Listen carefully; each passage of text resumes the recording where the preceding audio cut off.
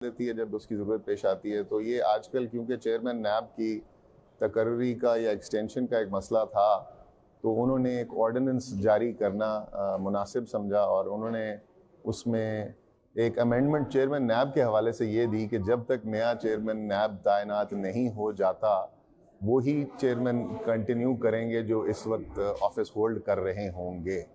इसके साथ साथ इन्होंने और भी काफ़ी सारी अमेंडमेंट्स की।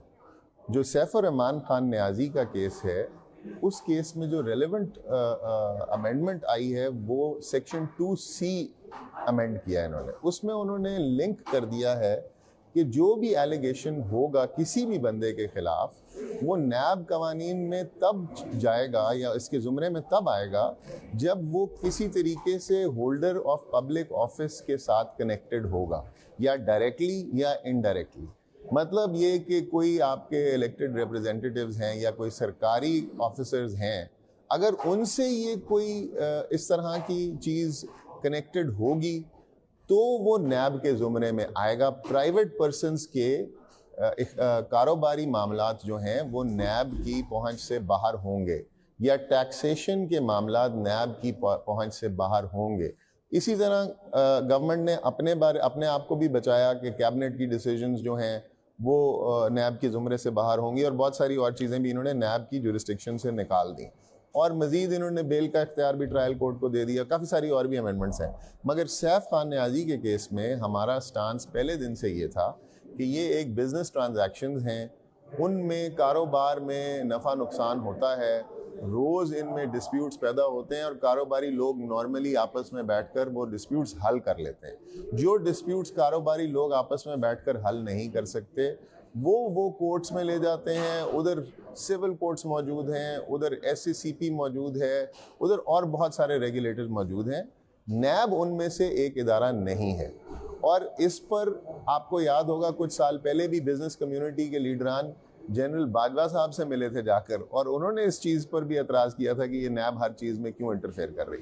तो हमारा पहले दिन से स्टांस ये था। मगर अब तो एक स्पेसिफिक अमेंडमेंट नैब में गवर्नमेंट खुद ही ले आई है, जिसमें उन्होंने कम्प्लीटली नैब की जुरिस्डिक्शन आउट कर दी है। हमारी सजा कोर्ट से ये थी कि क्योंकि नैब का अब इससे कोई ताल्लुक नहीं है, लिहाजा ये प्रोसीडिंग्स ड्रॉप की जाएं और इनको फोर्थविद रिहा किया जाए। इस पर अदालत ने, फाजिल अदालत ने कमेंट्स तलब कर लिए हैं अगली डेट पर। इंशाल्लाह ये या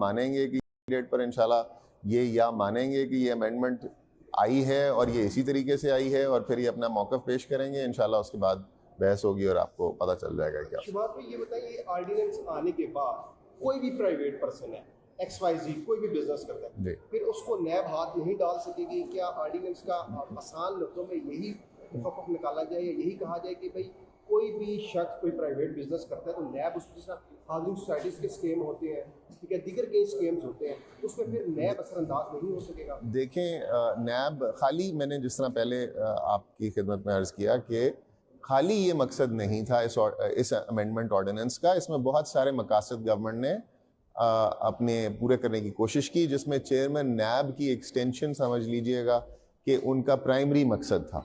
उसमें बहुत सारी और चीज़ें भी उन्होंने फिर इंट्रोड्यूस की, जिनमें से एक ये है, अगर प्राइवेट पर्सन की कोई भी ट्रांजैक्शन होगी तो उसको कनेक्टेड होना होगा होल्डर ऑफ पब्लिक ऑफिस के साथ।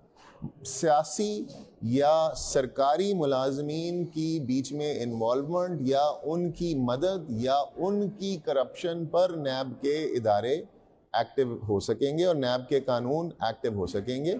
मगर अगर प्राइवेट पर्सन्स हैं, अगर आप किसी बिजनेसमैन को अपने पैसे जाकर इन्वेस्ट कर देते हैं क्योंकि वो आपको नफ़े की लालच दे रहा है और वो नफ़ा कल को नहीं हो सकता, तो ये हमारे रोज़मर्रा के कारोबार का हिस्सा है।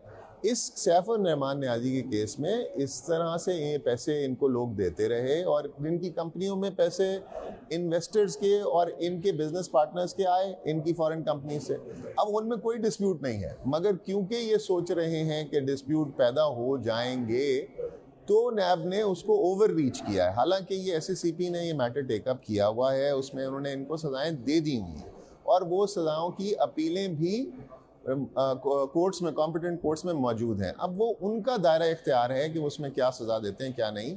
एक ही ऑफेंस पे या एक ही ट्रांजैक्शन पर आप